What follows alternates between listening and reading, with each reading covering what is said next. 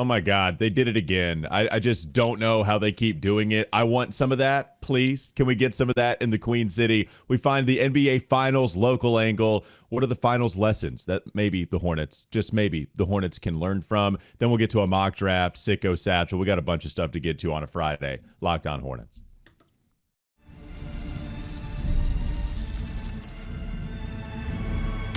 You are Locked On Hornets, your daily Charlotte Hornets podcast. Part of the Locked On Podcast Network, your team every day. In a minute, cuz we live.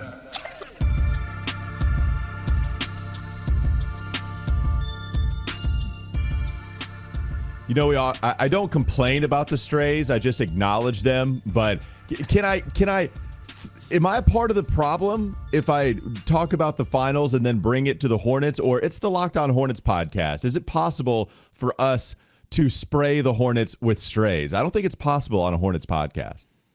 Well, listen, this is a day of celebration for you. We all know that the Indiana Pacers are your favorite team. So I knew you couldn't help but talk about what happened last night. It's the biggest story in the NBA. Of course, we have to talk about it, and we'll wrap it in whatever Hornets stuff we have to wrap it into. That's right. I'm going to say I didn't have to strain my neck to get to some observations for the Charlotte Hornets when it comes to the NBA Finals. I think I have a few that are pretty obvious. Well, it's why we've been talking about the Pacers so much, is because there have been plenty of parallels to make with the Hornets this entire playoff run. Just the Pacers, they don't get ousted. They're still here, and they're still here after game one. It's a series now. It's incredible. Real quickly before we do the whole intro thing, I do want to ask you, do you think that shot was more impressive than the Courtney Lee shot in 2016? Which one would you take if they were pinned against one another? It's close. Slightly. The situation a little bit different, slightly better. I'm taking Courtney Lee. That's Doug Branson, everyhornetsboxscore.com, Locked On NBA with Matt Moore and Hayes. I'm Walker Mehl. Listen to me, WFNZ, every weekday from 12 to 3 p.m. This episode is brought to you by FanDuel. New customers can get $200 in bonus bets when your first $5 bet wins. It really is incredible, man. And I do, look, I've talked about this before. Anytime we find the local angle, really all it is Hornets strays. That's all it is, because they're not here, and the Pacers are. The other small market teams like OKC, like Minnesota, they're getting to the Final Four. And we host a podcast every freaking weekday. And so we always talk about how they can get here. Where can we join in on the fun? Our Hallie moment is Courtney Lee hitting a game winner in 2016 against the Miami Heat in the first round to extend the series before eventually they would get ousted in the first round. So there are ways to do it, I'm sure, right? There are ways to do it. I want that. I do have an affinity for the Pacers, right? It's where I grew up with going over there in summertime, and all the family is Pacers fans. I'm the only Hornets fan in my family, so everybody's Pacers fans, and so I'm happy for them. But I want to experience that, and I want them to congratulate me rather than it be the other way. And Hallie, the Pacers, they're just so much fun, man. It's happening for them. It's great for them. Courtney Lee, who came over in a midseason trade for PJ Hairston, who started way too many games that season. We stumbled across that stat, and it was like finding the biggest gold nugget that PJ Hairston started over half the games in their last playoff season. It was amazing. And then wasn't retained. And that's sort of the story of that 15-16 season, is that they get so close to winning a playoff series. And what do the Hornets as an organization decide to do? No, we're not going to bring back a lot of these role players that made that happen. And what is the lesson that I'm taking away from Pacers and Thunder? It's respect your role players. It's understand that you're only as strong as your depth. It's not about having the best player.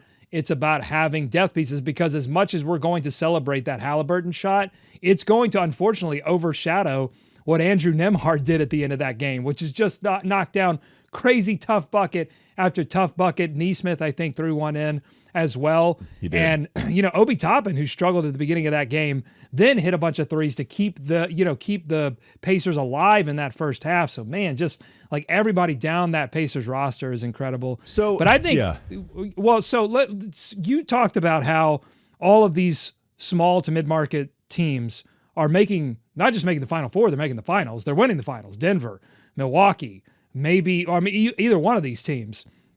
And there's obviously, I called it on Locked On NBA, this is the ultimate team building finals because you've got Indiana who did it through a number of trades. They've done it through draft. And then Presti obviously is team building God tier.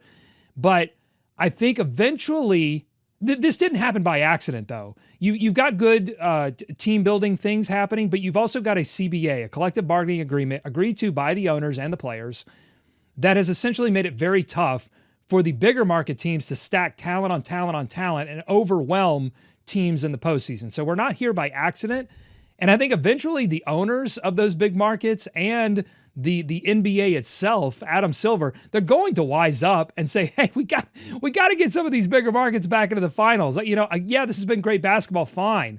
But we've got to, eventually the NBA is going to wise up. And if the Charlotte Hornets don't even sniff the playoffs in this age of parity, yeah, bring some charges up they need to go to The Hague, the International Criminal Court, bring charges up against Schlotkin and Michael Jordan and Mitch Kupchak and everybody. Everybody needs to be punished for this if they don't even sniff the playoffs during this golden age of parity in the NBA. It's mind-boggling.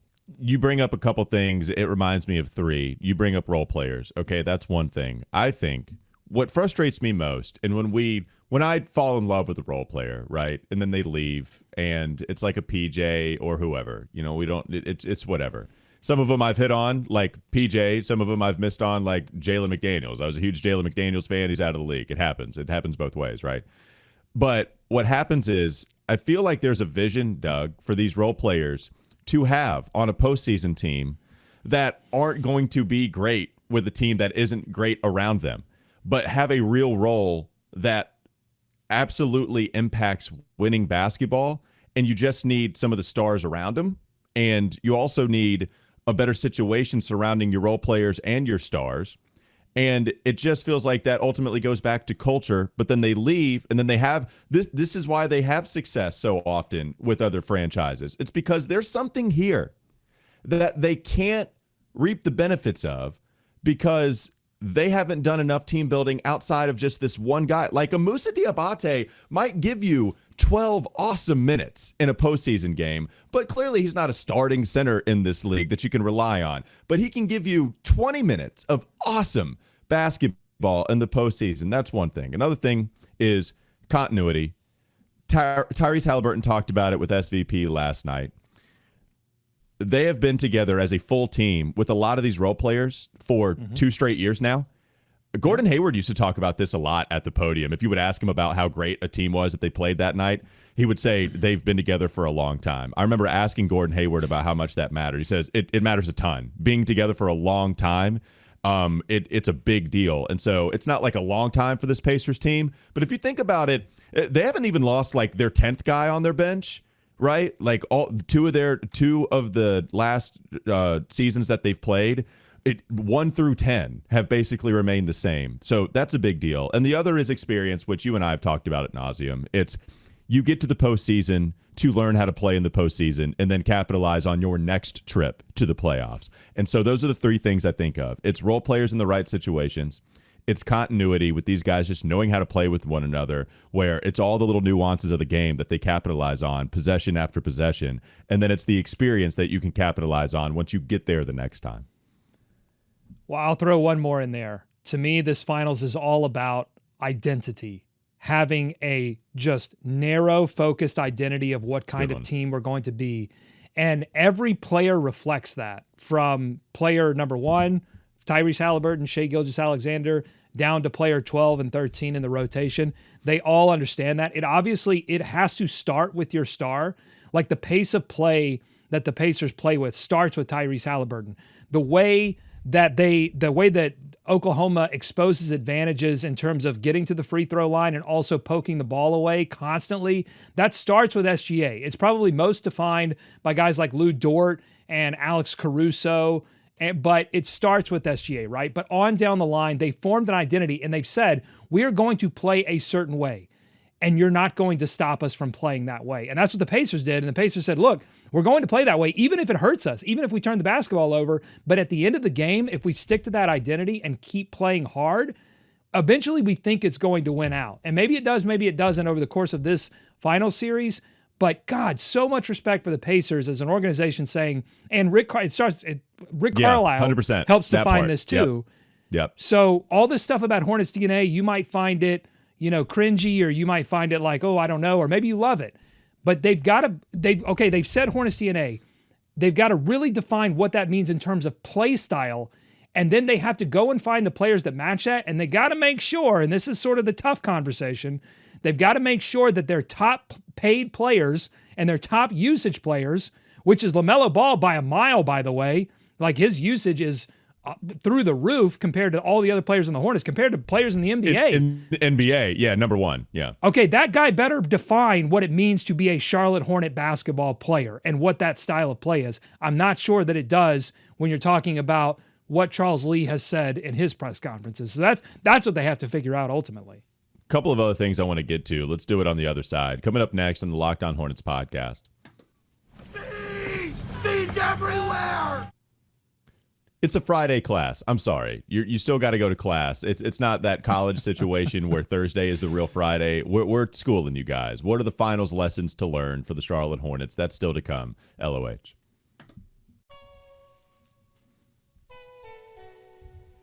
This episode is brought to you by FanDuel. The NBA Finals, it's in full swing, and every night delivers highlight-worthy performances. Yeah, you're telling me. Major momentum shifts and can't-miss moments, whether it's a game-winning shot or a breakout player. There's never been a better time to get in on the action. FanDuel makes it easy to stay in the game before tip-off and live. With player props, performance trends, and same-game parlays, fans have more ways than ever to play smart and win big. I told you how FanDuel got a hold of Olivia. She was doing a good job. She did pick OKC in Game 1, but she did pick the Pacers to win the final. So there's still some money to be made and some money for me to be made if she wants to spend some of that Skrilla on your boy. Which players are showing up in the biggest moments? How could tracking their trends help you build your next bet? Go to FanDuel and find out. If you're new to FanDuel, it's the perfect time to sign up. Head to FanDuel.com and place your first $5 bet. And if it wins, you'll get $200 in bonus bets. Make every moment more with FanDuel, official sports betting partner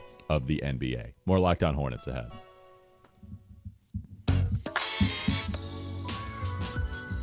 You a big Skrilla guy, Doug? You use that quite a bit? I don't. Is that some kind of like payment app? I don't know. Yeah, we get them on, man. God Almighty, where's our sales team at? Yeah, let's get the Skrilla app going. Can you Skrilla me $20, please? Yeah, just I need it, please.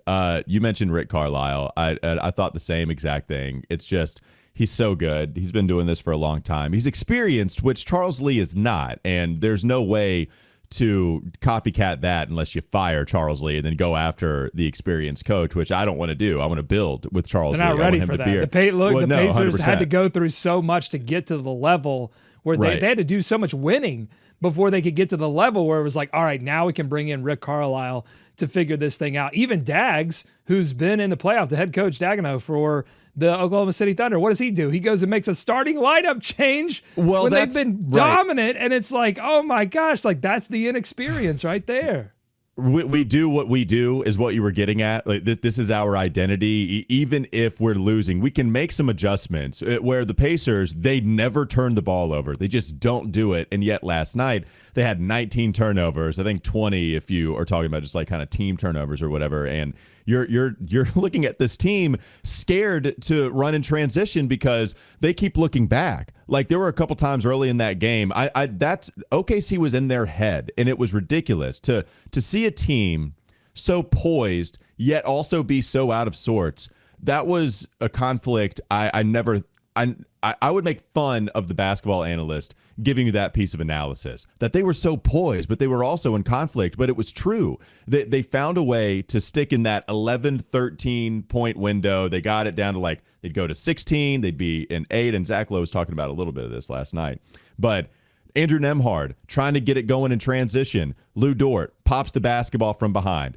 Tyrese Halliburton trying to get it going in transition. Alex Caruso, whoever, pops the basketball from behind, to where now they actually didn't get out in transition all that much because they're looking behind them scared to death that one of these arms from OKC is going to disrupt what they want to do. And yet some of the adjustments that they made because of the Thunder changing their starting lineup is the Pacers just destroyed them on the boards. Like, that's not what the Pacers do. We just saw that was their biggest point of vulnerability against the Knicks, and yet it was a big strength for them against the Thunder because of what you were talking about, Doug.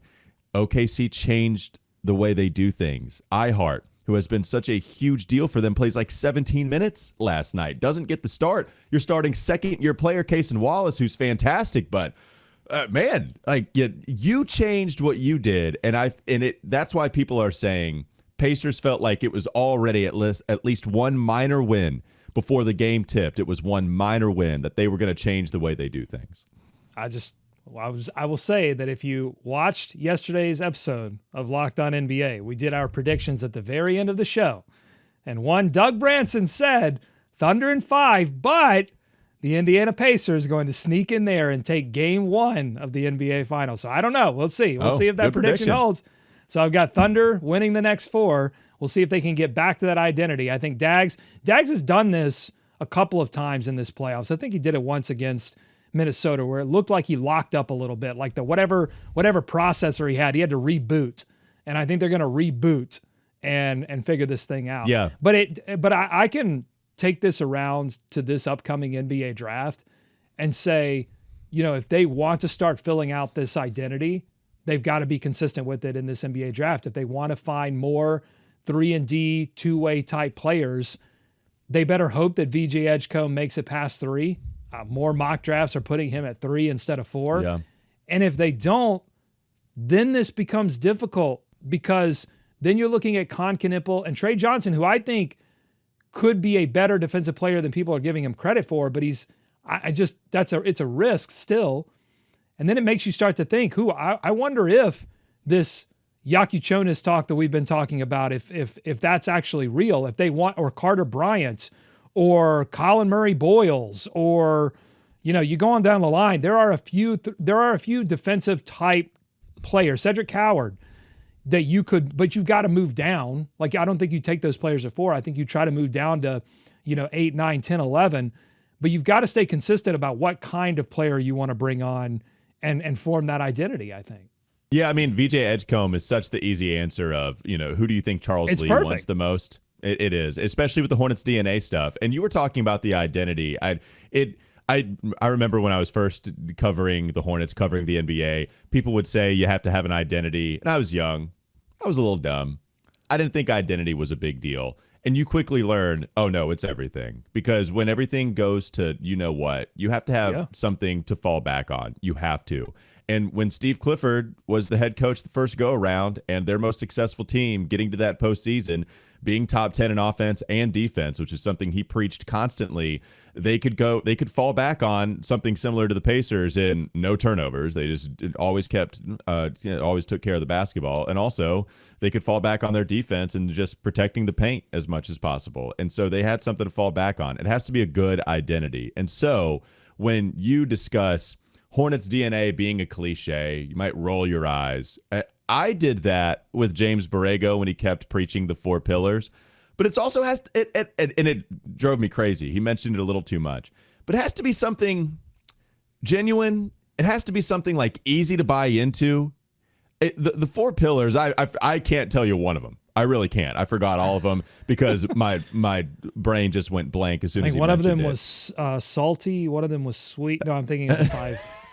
The 5 umami. I think one of them was umami. James Borrego, great guy, awesome with the media, excellent offense, excellent offensive mind, man. Like they even had a little bit of an offensive identity. Like Borrego's not a bad coach, but all that to say, Hornets DNA does feel something like they are practicing rather than just preaching. They're putting their money where their mouth is and signing the types of players that exhibit Hornets DNA.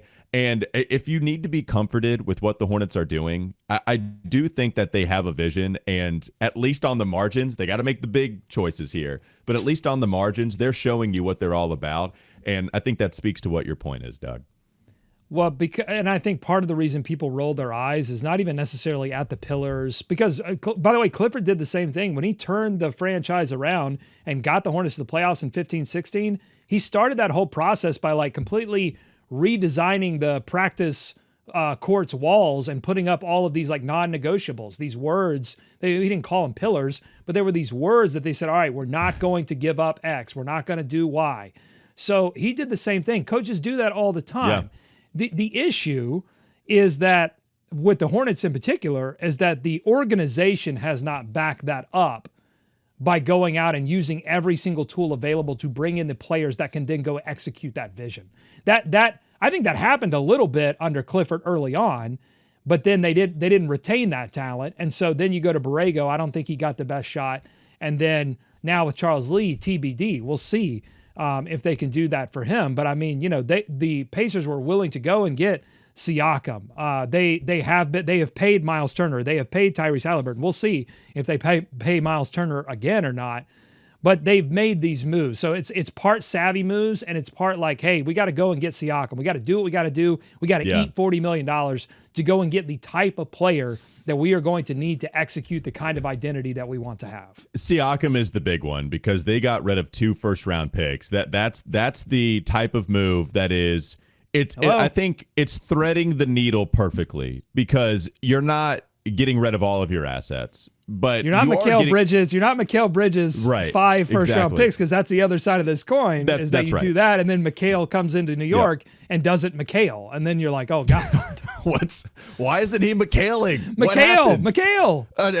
Pascal's Pascaling. Why is Mikal not Mikaling? But you're totally right. That's the other side of the coin. That's why I think Indiana just threaded the needle perfectly and they actually had to take a risk here with play style. Pascal Siakam liked to be a slower basketball player. He had to buy in to this transition style offense and be your ISO hero if the shot clock got down to like 10 seconds or less. Okay, now we're going to let you ISO on the elbow. They did that a lot against the Knicks. But there is some risk, and Cleveland with Donovan Mitchell, more assets given up, but a similar type of risk in that, hey, he might leave for New York. All reports are that he just wants to leave, but Cleveland gave themselves, as a small market, the inside track to convince this guy that we're about the right stuff. Indiana, a little bit easier with Pascal Siakam because he's not Donovan Mitchell type star, and he's coming from Toronto, and it's not like he was linked to one of these big market teams before that, but you still allow yourself to get the inside track and then sign this guy. You give up something meaningful with 2 first-round picks, and then you give yourself the inside track to sign him long-term.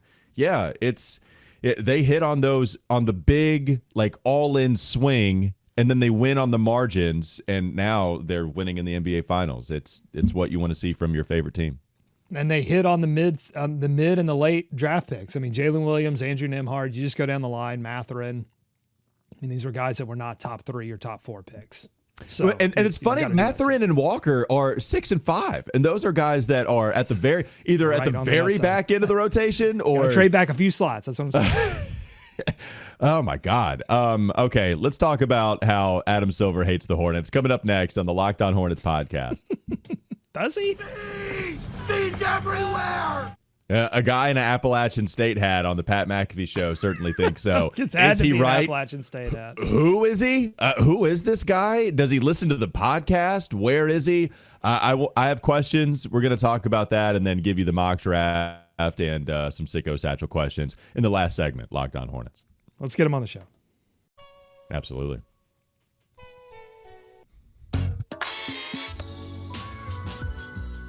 I kept getting tweet notifications. It was during our show on Wes and Walker from 12 to 3 that we were getting text, hey, turn on the Pat McAfee show. Somebody has a sign right smack dab behind McAfee saying, Adam Silver hates the Hornets. Now, I did not know that Pat McAfee was hosting a live show in Cary, North Carolina.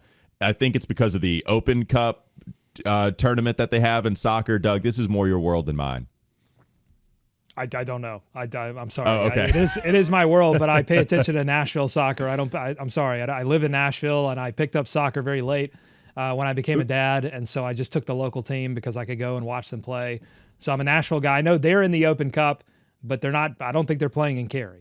Fair enough. They did play a game in Cary. I know Charlotte FC did. There were some games in Cary earlier. I didn't know that was happening still. All that to say, I guess that would make sense why a Hornets fan would be showing up on Pat McAfee, but there he was. And so Adam Silver hates the Hornets. People feel so betrayed by the NBA around these parts. Again, I go to the YouTube comment section. Really, I go to the FanDuel text line. The guys still listening to terrestrial radio, which is quite a bit, by the way. And they are saying how before the finals even tips last night that they're not in. They're done. Like they're dropping it. They can't get into the NBA because of how much they've been spurned, which, that absolves the Hornets of responsibility. But also people are so frustrated with the NBA, and then such as it results in a sign on McAfee saying the commissioner hates our local team. Well, that's the thing. Signs don't do nuance, right? I mean, you've got to have a message that's clean, that's clear, that comes across on television. You can't do nuance. But if we're being honest, Adam Silver does not hate the Hornets. That's not the problem. The problem is the Hornets hate themselves. The Hornets fans don't hate the Hornets. Whatever fans are left, whatever sickos are left watching this show, we don't. That's not the problem. Maybe a little bit. That's not the problem either. Is that the Hornets hate themselves, that they put themselves in this position. And I think they're starting to dig out. I think Schlotkin and Peterson have made some good strides. And I think back to our previous conversation, I think Charles Lee is the right coach. And if you're talking about a coach that is going to be able to form an identity, you want to see some early signs of him working with the player and changing the way that player plays. And I don't know if Nick Smith Jr. is going to really turn out into one of these level of role players that we're seeing in the playoffs that actually are making an impact, but he's got a shot. And that wasn't something we could have said 2 seasons ago. And I think that's a lot of Charles Lee getting with him and saying, dude, you've got to play some defense. You've got to try harder on that end or it's not going to work out. And he did. He tried way harder last season. And so you can see that transformation happening. But back to the sign, like the Hornets got lucky in the draft lottery, if you think about it. I mean, Utah, New Orleans, Washington, they all, that's who Adam Silver hates if he hates anyone. The Hornets actually grabbed the last rock on the ledge before falling over to get the 4th pick. So I don't think the commissioner hates the Hornets. I wish the draft were rigged, but I don't think it is. And unfortunately, the Hornets just have not taken opportunities to build this team and win. I mean, that's the lesson from Indiana. They kept winning, even when people laughed at them for winning. They just kept winning until they are on the verge of winning it all. And so the Hornets take that lesson. You can't make the playoffs consistently by not making the playoffs. That's not how it works. You make the playoffs, you win. You do everything you can to win. That's what that's too long for a sign. You would have needed like one of those science fair presentation boards that folds out into 3 panels to explain the ineptitude and the laziness and the just not will to win that we've seen displayed by this franchise for going on, I would say 20 years, but you could just really hone it down to what they did reacting to that 15-16 playoffs to get that close to winning a playoff series and to say, you know what, F it. Cordy Lee, see you later. Marvin Williams, see you later. Like we're not gonna do this thing anymore. They brought Marvin back. They did. All right.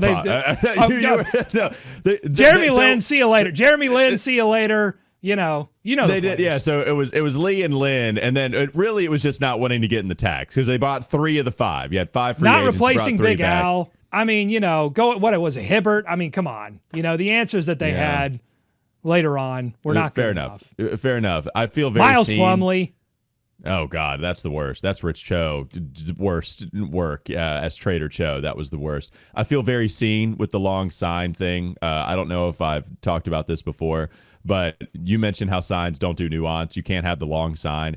I remember in 6th grade, we were going as a class to the Bobcats for Education game. They were playing the Miami Heat. It was the first year that Shaquille O'Neal was playing for the Miami Heat. I was excited as hell, and I was a basketball junkie at the time. Dwayne Wade and Udonis Haslem were going into their 2nd year, and because I think it was their first time playing in Charlotte because the Hornets did not have a franchise at that time of their rookie year. So me really gonna give the Heat a gut punch with my sign as 10, 11-year-old Walker. On my sign, I remember writing, Udonis Haslem and Dwayne Wade don't know what it's like playing in Charlotte, but we'll show them a thing or two. Okay, that's all on my sign as a 10-year-old. Really a gut punch for those guys. We'll show them a thing or two. So everybody holds up their signs. Everybody holds it up. I look at mine on the Jumbotron. You cannot read it. The print is way too small, so I can fit it all on the sign. And it reminds me of Marge Simpson picketing against, what is it, Itchy and Scratchy, I believe. And the sign is just, anyways, I feel very seen with your sign nuance example. Okay, but the sign at the heart of the sign is that Hornets fans feel wronged in some way. I just think the target of that was slightly off. But okay, I love a good conspiracy theory, so it's here. There are plenty of conspiracy theories that you can roll with if you wanted to in the association. Mock draft time. Let's fit it in. What you got for the people? Oh man, I've got to find one. Honestly, I can give you a Sicko Satchel question while you look. You want me to give you a Sicko Satchel question? Let's do that. All right. All right. So today it is Freaky Friday. I am the keeper of the Sicko Satchel question. I received this question on Twitter. Me and Doug did from 3 Stings on Twitter. Shout out to 3 Stings. He said, "Hey guys, here's a Sicko question. Are you interested in Cam Johnson? Charlotte receives Cam Johnson and the number 8 overall pick. Brooklyn receives Nurk, Nick Smith Jr., the 4th pick, and 2 second-round picks. Would you or the Hornets do this? Would Brooklyn do this?" So again, Cam Johnson, 8th pick. Brooklyn gets Nurk, NSJ, 4th pick, 2 second-round picks. I don't think Brooklyn would do that, right? Like if they're going to get rid of the 8th pick, really the benefit is moving up only 4 spots, right? And then depending on how you feel about NSJ, then that would be the biggest selling point here. But the 8th pick, only moving up 4 spots and getting rid of Cam Johnson, like I don't think Brooklyn would say yes to that deal. But really, we can just dwindle this down if you wanted to. Maybe we could dwindle it down also to, would you be interested in a Cam Johnson trade back style type deal with Brooklyn, depending on whatever that package would look like? Yes. I think this can happen. It just has to happen with Philadelphia or some team that trades with Philadelphia taking VJ Edgecombe and Ace Bailey slipping to 4. I've said this all along, that I think Ace Bailey moving to 4 opens up all of the trade down possibilities for the Hornets and the trade up possibilities for teams like the Nets that are looking for star power and have the room in their locker room that could take on that star power and say, all right, we're giving you the keys. Go ahead and develop, young man, and you can have all the shots you want. Ace Bailey's not going to find that next to Brandon Miller. I mean, they're essentially clones of each other, so they're not going to find that with each other. And LaMelo Ball, who I mentioned, had the highest usage among anyone last season in the NBA, and way ahead of anyone on the Charlotte Hornets. So, yeah, it would be difficult for Ace to come in here, and so I think that's when all the trade down possibilities happen, because if you're the Hornets and you move down to 8, well, now you most likely have your pick of Coward or Carter Bryant, possibly Yaki Chonis, just depending on how it shakes out. But like that, to me, is a nice little trade down scenario if VJ Edgecombe is gone. If VJ Edgecombe is not gone, then I wouldn't feel as comfortable with the Hornets moving down unless they were to acquire a little bit more than Cam Johnson, maybe some future draft assets. That would be more in line with I think moving down in a situation where you could take a player that could have immediate impact. Brooklyn says no to that deal, though, right? Like, you don't think Brooklyn says yes to Cam Johnson, 8 overall, 4 Nurkic, NSJ, 4th overall, 2 second-round picks. Brooklyn says no to that, right? Again, if they have the opportunity, if they fall in love with Ace Bailey and they like that idea of like, hey, we think Ace Bailey is the 3rd superstar in this draft, and there is some, there's some evidence, there's some ideas that back that up. If they think that he's that guy, and that their locker room can handle that, and it certainly can. They don't have. I mean, him and Cam Thomas will fight for that. That'd be fast. That'd be. Oh my God, how many shots between Cam Thomas and Ace Bailey are going up? That would be. Well, that's your team, and then you're moving Cam Johnson, who would be some of the recipient of that. So you're moving that, and you're saying, all right, you two go and score 1,000 points, and let's see what we can do here and move around the margins. So yeah, if you're looking for a team that I think would be most interested in doing that, I think it is the Brooklyn Nets. All right, what's your mock draft scenario you got for the people? All right, so this one's from Fox Sports, courtesy of Mike Fanta, I believe. No, John Fanta, sorry. John Fanta has the Charlotte Hornets. Well, he has the Philadelphia 76ers taking VJ Edgecombe and the Charlotte Hornets taking Ace Bailey, writing, I don't see Bailey going past 4th in the draft because any way you slice it, his 6'10 frame coupled, not 6'10. He's not Right. He's not 6'10. That's the thing. Yeah, he's 6'8.5". Yeah. Sorry, John Fanta, you got this one wrong, buddy. You got to check out the combine stats. Not 6'10". With guard skills, makes him one of the most unique one-and-done prospects we've seen. His offensive prowess is special when he's cooking from the perimeter, but shot selection is a real issue at times. He also has some maturing to do defensively. I would say he's going to go into the NBA and like have a wake-up call, and that can go one of two ways in terms of maturing. He could say, "Oh, okay, I'm in the NBA now. Things are different. I'm going to change how I approach things." But that could go the other way too.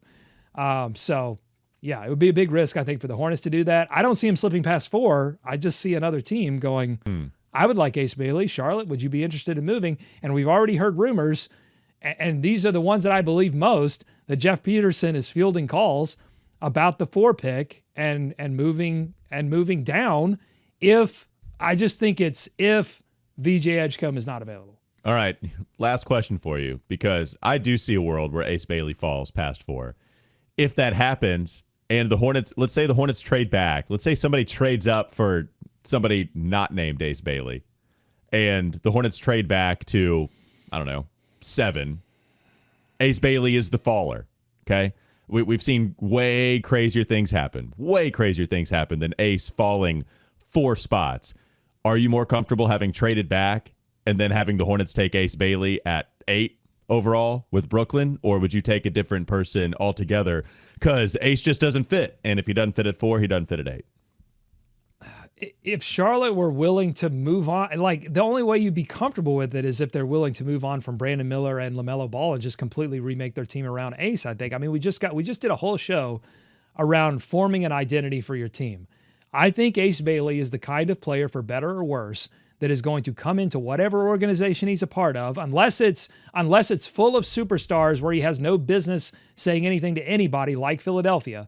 But if it's any organization that hasn't done any winning, he's going to come in there and say, I'm the captain now. I am the identity of this team. You've invested in me with this high pick, particularly if it's 3-4. If it's 7, if he's humbled a little bit, I don't know. I mean, I think there are certain types of players that have a confidence that cannot be shaken. This is sort of the Shedeur factor. Like, he's going to come in, Shedor's going to Shedeur, whether he's taken in the 1st round or whether he's taken in the 6th round. And I think Ace Bailey's going to Ace Bailey, whether he's taken 4th, 3rd, or 7th, or 17th. And, if the Hornets have LaMelo Ball and Brandon Miller, I don't think that's a recipe for good things. Yeah, I think more so, it even more so than the players, in my opinion, not fitting with them. It's more so not fitting what this team envisions as their future. I think it's more, it's a lot of that. And that's why I don't know. That'd be fascinating. Trading back and then still passing on Ace Bailey, but it's falling all the way to 8. I don't think it's going to happen. But we've seen crazier things. You should trade before. back and then find the player that's going to help you form the identity that you want to find. That's the whole thing. This has to be about process. This has to be about building something. Now, I think, and in a world where LaMelo Ball and Brandon Miller didn't exist, then it's about, okay, we have to find an anchor. We have to find something that we can attach ourselves to start to build that identity. But they have some talent. Now it's time to determine, what you put around that talent. And, if you want to have a Brandon Miller-led team or a LaMelo-led team. I think these are all questions that they have to answer. But you just bring up more questions by drafting Ace Bailey, in my mind. Bell rang. Class is over. Those are your finals lessons today, this Friday edition of Locked On Hornets. It was nice to start off with the Halliburton shot. Again, not quite as good as what Courtney Lee did in 2016, but still meaningful shot. I don't think it's anything to sneeze at, what Halliburton did last night. Doug Branson, everyhornetsboxscore.com. Also, Locked On NBA. Go check it out. Matt Moore, Hayes, good stuff over there with Locked On NBA. I'm going to gloat. Go watch me gloat. Yeah, there you go. Got the prediction right. Yeah, you're just the driver. All you do is you're the point man. You give the assist to Matt Moore and Hayes, and they score. No, sir. You're Halliburton. That's what you are, Doug Halliburton, scoring when it matters most. I'm Walker Mehl. Listen to me, WFNZ, every weekday from 12 to 3 p.m. Have a great rest of your day. Have a great weekend. We'll be back with you on Monday.